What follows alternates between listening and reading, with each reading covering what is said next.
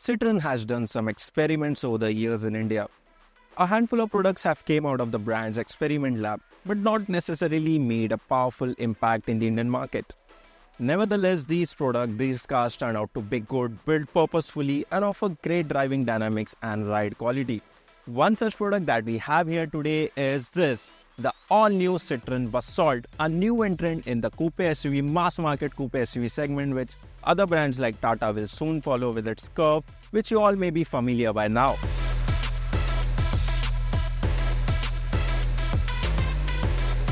The Basalt is an extremely important car for Citroen India, and you can clearly see that when you look at the aggressive pricing. With a starting price of Rs 7.99 lakh, the Basalt seems really tempting if all you want is a stylish SUV on a budget. More on that later. Let's take a good look at its USP for now.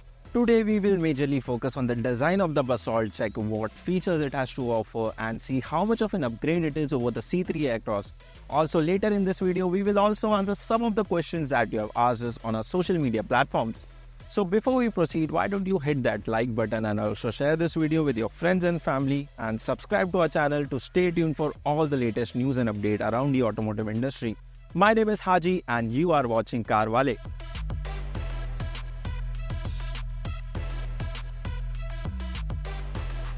So let's first address the elephant in the room, which is the rear profile of the Citroen Basalt. This is the very reason for the buzz around this coupe SUV. You see here, right, the rear profile of the Citroen Basalt looks very sporty thanks to the sloping roofline that cleverly melts into this rear deck. Also now you get these wraparound style LED tail lamps with 3D effect, which is kind of different from the C3 Aircross. Now moving on, the side profile is further highlighted by these 16-inch diamond cut alloy wheels, which are then wrapped around in this squared off wheel arches, which in my opinion totally uplift the overall stance of the Citroen Basalt. But sadly, the brand has skipped to provide rear disc brake and we have to make do with drums. Coming to the front profile, you will be enticed by the aggressive and upright look of the Basalt. Now in typical Citroen fashion, you see these twin stripes that connect to be the LED DRLs on both ends and form up to be the Citroen logo in the center. The other bits include a large bumper with wide grille and contrasting elements including silver skid plate to add some flair. Now the Basalt gets LED headlamps with split design, which again resembles the one on the C3 Aircross. Now that we have wrapped up the exterior of the Basalt, it is time to get in and check the interior and also check what features it has to offer. Let's go.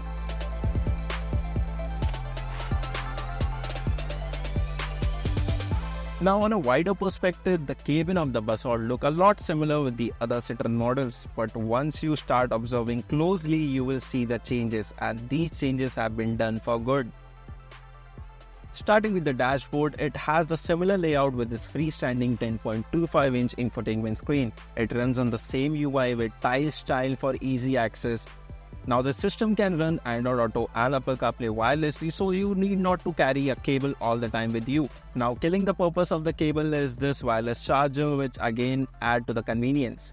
Also you get the modern features which the customer have been asking for a very long time, including this automatic climate control AC, a wireless charger as mentioned before, and the steering feel is same as the C3 Aircross with the digital instrument panel of 7-inch. Now coming to the seats, the front seat offer great back support and thigh support. Also you get to adjust the height, but that is only through a manual lever. One additional feature here is a slidable armrest, which again add to the convenience and comfort. Now these features that I've just mentioned are great and welcome addition. However, the Basalt also misses out on some key features that are modern and required these days, including an auto-dimming IRVM, ventilated front seats, 360-degree surround camera, and of course a sunroof.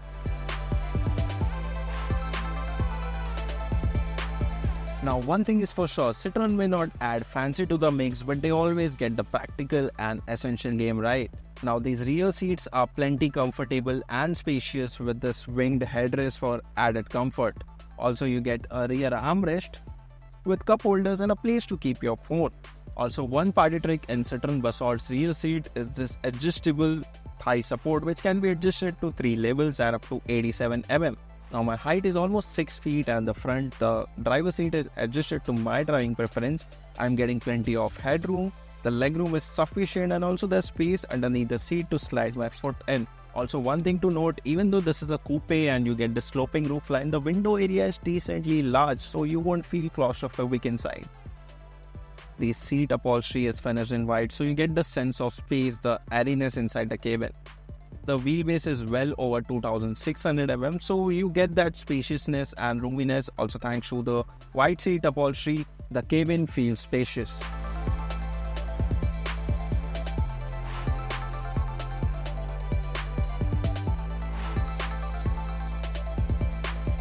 Now you can configure the Citroen Basalt with two powertrain options, both 1.2 liter 3-cylinder engines. One is NA petrol and other is turbo petrol, which is the one that I'm driving right now.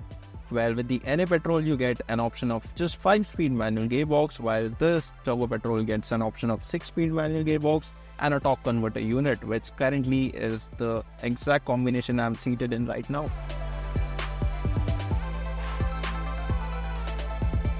Now this turbo petrol engine puts out 108 bhp and 190 Nm of peak torque. Being a 3-cylinder engine, you won't feel that vibration or that unpleasant noises from the engine, so it is quite refined in that manner.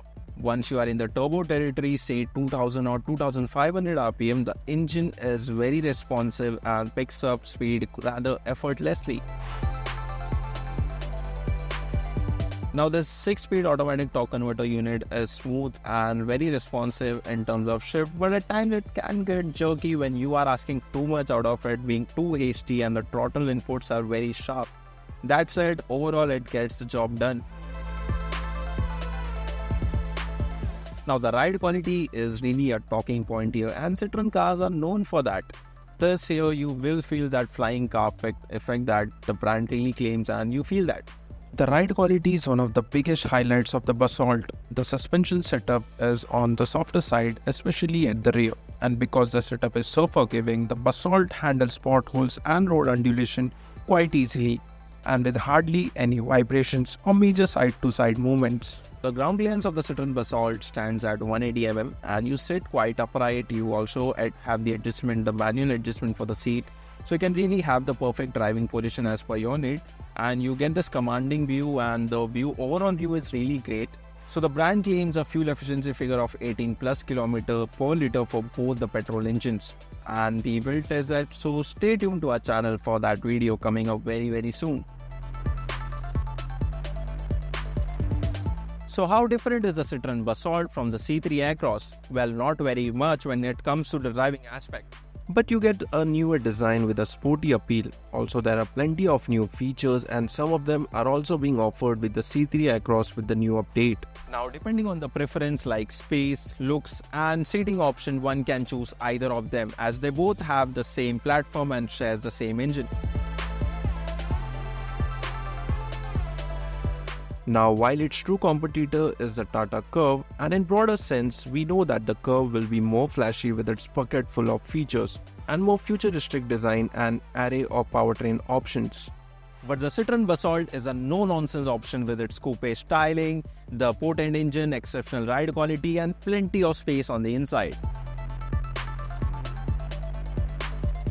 Considering the Basalt has a coupe SUV tag, you might as well have a perception of it being a niche product, but believe me, it is not. Even though it has a sloping roofline, there's no compromise with the headroom or space inside.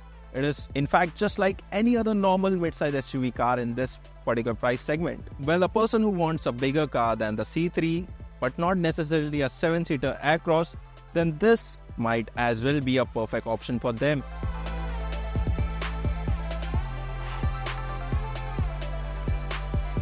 So who exactly is the Citroen Basalt for? Well, if you wanted a bigger car than the C3 but not necessarily a 7-seater C3 Aircross, then the Basalt is just the right choice for you.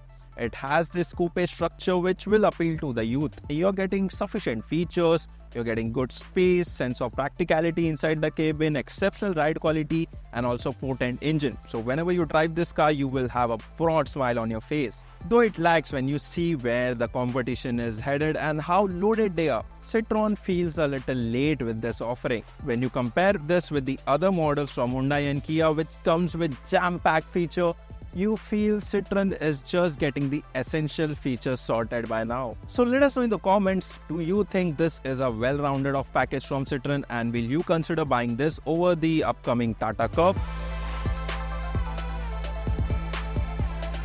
So as promised, we will try to answer some of the questions that we have received on a social media platform based on Citroen Basalt. So let's start.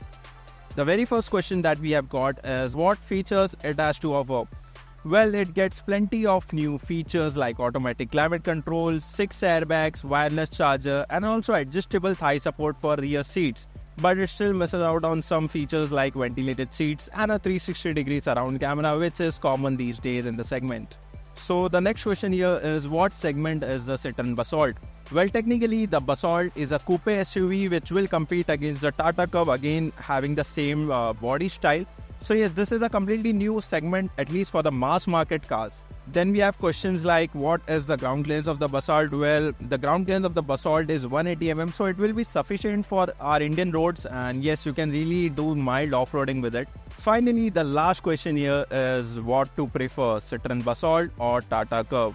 Well, for this, wait for a first drive review to go live, and we will be driving the Tata Curvv as well very soon. But by then, you can comment down which one will you prefer if you have this kind of money. So which one will you buy? Let us know in the comments below.